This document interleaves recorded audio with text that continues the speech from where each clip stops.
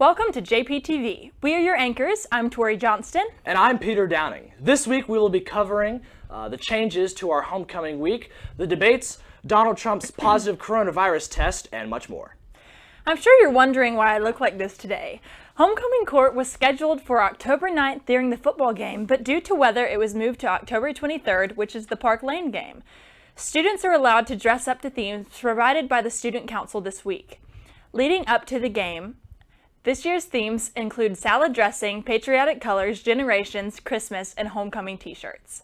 The salad dressing theme is something new this year. Seniors have been assigned with ranch, where they will dress up as in Western outfits, juniors with 1,000 Islands, where they dress up in Hawaiian, and sophomores as Caesar, where they will dress up as Greek.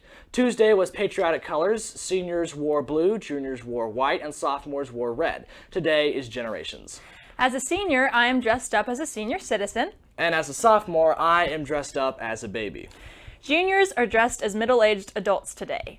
Thursday's theme is Christmas, and no grades have been assigned with colors. Friday, students are allowed to wear the new homecoming t-shirts designed by the Student Council to school. As far as dress code, the normal rules still apply. In addition to being able to dress up for the themes, the Student Council will be hosting homecoming games on Patriot Avenue during activity period. There will be corn toss, pumpkin painting, foursquare, and more. If you haven't heard, this year's homecoming dance after the football game, has been moved to December 12th. As it turns out, many other schools in the Jackson metro area are following suit in postponing the dances. Monday morning, Brandon High School sent out a text informing their students that their homecoming would also be moved. Following Governor Reeves' new executive order limiting gatherings, it is in the community's best interest to protect their students by setting such activities to a later date. The boys' tennis team tryouts will be held Monday, October 12th from 12 to 3 o'clock. Wednesday, October 14th from 1:15 to 3, October 21st and 22nd from 3:10 to 5:15, and October 26th and 29th from 3:10 to 5:15. The girls' tryouts dates will be from Monday, October 12th from 12 to 3, October 13th and 14th from 3:10 to 5:15, and October 19th to the 22nd from 3:10 to 5:15.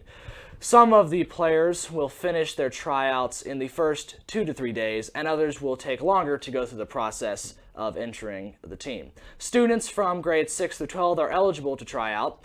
There are 8 girl spots and 8 boy spots, with 4 returning trying out for each. Selection for the teams is based upon match play and is also based on showing up and communicating during your tryouts. In the case of a tie or even a result, older students will have precedence over younger ones as well as current team members. A-team players do not have to try out, as well as seniors who have been on the team for a minimum of 2 years. Prep has 3 tennis teams, an A-team, B-team, and developmental team, which is available for students from 6th through 12th grade and typically consists of 8 girls and 9 boys. Recently, Sienna Mae Gomez blew up on TikTok for her body positivity and fun personality. She has accumulated over 4.1 million followers on her main account.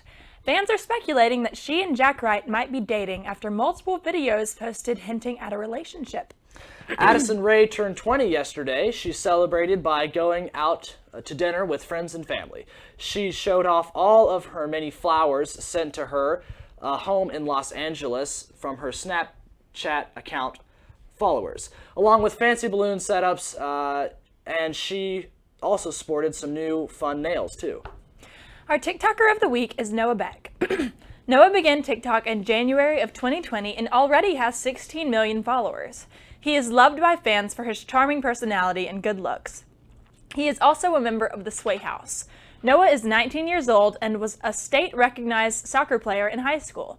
He attended the University of Portland to play soccer, but there are also rumors that he has dropped out of college to pursue a TikTok career. He and Dixie D'Amelio have confirmed their relationship on TikTok, so it will be interesting to see how long their relationship lasts. We'll be back after this short commercial break. Have you ever wondered where Prep Patriots get their gear? Well, we have the solution, the Prep Patriot Shop. There are many options ranging from t-shirts, sweatshirts, socks, and even fun accessories. They also have hand sanitizer and face masks to keep everyone safe from COVID. The Prep Patriot Shop, open Tuesdays and Thursdays from 9 a.m. to 3 p.m. and on Fridays at 9 a.m. to 1 p.m. and at home football game nights at 5:30 to 7. Hope to see you soon, and go Prep. Discover your voice. Discover your creativity. Discover your opportunity and your dream. Discover your vision. Your vibe. Your passion. And your moment to shine. Join Applause this school year as the Fine Arts program at Jackson Prep leaves a lifelong impression on students' hearts and minds. We would love to grow this legacy with your support and dedication. Join Applause today. We had our annual fight week against Jackson Academy last week, leading up to our rivalry game. This game was highly anticipated, with JA having a few new players committed to D1 schools. Featured in the game, Matt Jones had 16 carries for 86 yards. Raleigh Maddox threw for a total of 203 yards, with Jeffrey Ince having 4 receptions for 112 yards. Jackson Prep finished off the Raiders with an exciting pick six by Jeffrey Ince to put the final score at 30-10. Jeffrey is up for the Blitz 16 Player of the Week, and Riley and Jeffrey were both nominated for the Clarion Ledger Player of the Week. So make sure you vote for them. The football team will continue the season this Friday night at the Patriot Field against Washington for homecoming. In sports for the rest of the week, the junior high football team will be playing at East Rankin at the Patriot football field today at 6:15. Varsity softball won their playoff games against Copiah and MRA and will be playing for the championship today at the Lady Patriot Field at 6 against Park Lane. The girls soccer team beat PCS in the playoffs yesterday and will be playing J for the championship Monday at the MRA Field at 1:30. We'll be right back after this short break.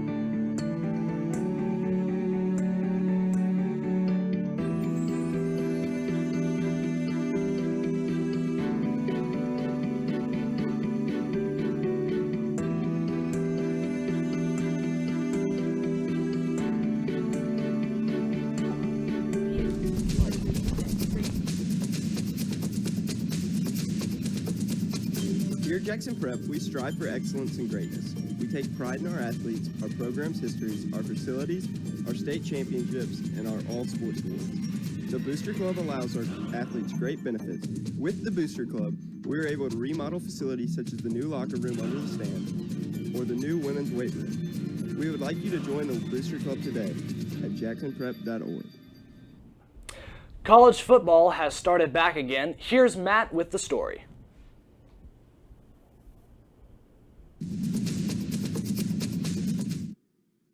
The wait is finally over. As you know, arguably the best conference in college football started back up 2 weeks ago. In August, the SEC released a 10-game conference-only schedule. There were some super exciting games being played in Week 1. The reigning national champs, LSU, had their season opener against Mississippi State. LSU had 14 players drafted to the NFL, along with 3 other starters opting out of their season. Everyone expected LSU to win this game, but Mike Leach and his Bulldogs said otherwise. KJ Costello, the transfer from Stanford, put up some record-breaking numbers. Costello completed 36 passes and threw for 623 yards, along with 5 touchdowns. He set a new record for the most passing yards in a season opener. He also broke former Mississippi State Bulldog Dak Prescott passing record for most passing yards in a single game. Mike Leach and his Bulldogs upset Ed Orgeron and his LSU Tigers, but were upset this past weekend against the Arkansas Razorbacks. Ole Miss opened their season up against a top 5 ranked Florida Gator team. Ole Miss was a very young team last year, but was led by former Prep Patriot Jaron Ely and John Ross Plumlee in the backfield. Ole Miss got a new head coach, Lane Kiffin, and has some high expectations because of the experience Kiffin had. Ole Miss was first to strike on the board, but that wasn't enough to stop Florida. Florida was led by quarterback Kyle Trask and tight end Kyle Pitts, as the two connected very well to find the end zone numerous times. The Gators went on and took this game 51-35. The Rebels escaped a game-tying field goal that the Kentucky Wildcats missed, so Ole Miss went on and took this one. In Week 1, other games went along as expected. The Alabama Crimson Tide soundly defeated the Missouri Tigers. The Georgia Bulldogs escaped the Arkansas Razorbacks. The Tennessee Volunteers defeated the South Carolina Gamecocks, and the Texas A&M Aggies survived the upset from the Vanderbilt Commodores. Now, Josh, back to you. The California wildfires have reached a new record, covering more than 4 million acres, longer than the state of Connecticut in a single year. These fires have consumed over 8,400 buildings and killed 31 people, sadly. Scientists are blaming climate change for the severity of the fires, saying that the recent change to a more dry climate is making trees and brush in California more flammable and suspect to spreading wildfires. The last wildfire, even coming in comparison with this fire, was in 2018, only covering 1.6 million acres. People living far away from these fires are also getting affected by the smoke and pollution caused by the fires. For many days, smothering smoke rolled into neighboring cities and even completely covered the sun in some places. And in Mississippi, last Wednesday at 5 p.m., Governor Tate Reeves lifted a statewide mask-wearing mandate, making it one of the first states to lift the mandate. However, each local government system in Mississippi make their own decisions in regarding whether the face masks will be worn or not. After making this decision, Governor Reeves was asked whether lifting the mandate was a right call. At first, he avoided the question, saying, "Everyone needs to wear a mask, there's no doubt about it," but also stating the understanding of balancing public health and personal liberty. He says he hopes people within the state will continue to wear a mask despite lifting the mandate. He says guidelines work better than mandates and that the people of America should be trusted to make their own decisions. In Mississippi, new coronavirus cases as well as hospitalizations and deaths are all on the decline. However, masks will still be required on school campuses under the order, as well as inside close contact businesses such as barbershops and salons. Governor Reeves is also encouraging schools that are closed to open back up. He also eased some social distancing restrictions, including increasing attendance at high school football games to 50% of stadium capacity. Still encouraging people who are attending high school football games to wear masks when entering and leaving the stadium. Last Tuesday night was a much anticipated night in national politics. If you got lost in the yelling and one-sided questions or just didn't watch, we're here to sum it up. The debates covered COVID-19 response, the economic recovery, reopening schools, Trump's taxes, climate change, Antifa, and mail-in voting. During the hour-and-a-half debate, the two men continuously interrupted each other. Biden couldn't refute any of Trump's attacks and refused to answer multiple questions, and Trump still never gave a clear answer to his tax returns. Joe called the president a racist. However, Trump reminded Joe of his 1994 crime bill, which put more black Americans in jail than any jurisdiction under President Trump. Biden also called Antifa an idea, not an organization. And it's kind of hard to believe that an idea has been burning down businesses, looting stores, and posting about it on Instagram and Facebook. However, the only answer Trump gave about his tax returns were, "I paid millions and you'll see them soon." Either way, this debate only widens the gap between Trump and Biden supporters and only confused more voters in the middle. But undeniably, the best part of the night was the back-and-forth jabs each person made at each other. The fact is that everything he's saying so far is simply a lie. Absolutely. Folks, do you have any idea what this clown's doing? Call it Do you have any idea? socialized medicine. Mr. President, let people know you're a senator. I'm not going to answer the question because the question is radical left. Will you shut up, man? Listen, who is a lot of people died, and a lot more are going to die unless he gets a lot smarter, a lot quicker. Mr. President, did you use the word smart? So you said you went to Delaware State, but you forgot the name of your college. You didn't go to Delaware State. You graduated either the lowest or almost the lowest in your class. Don't ever use the word smart with me. Oh, Mr. President, I'm asking you a question. Will you tell us how much you paid in federal income taxes in 20... Everyone knows the presidential election is coming up and it's going to be intense. We decided to ask our senior class anonymously if they're registered to vote and who they favor. The results weren't very surprising.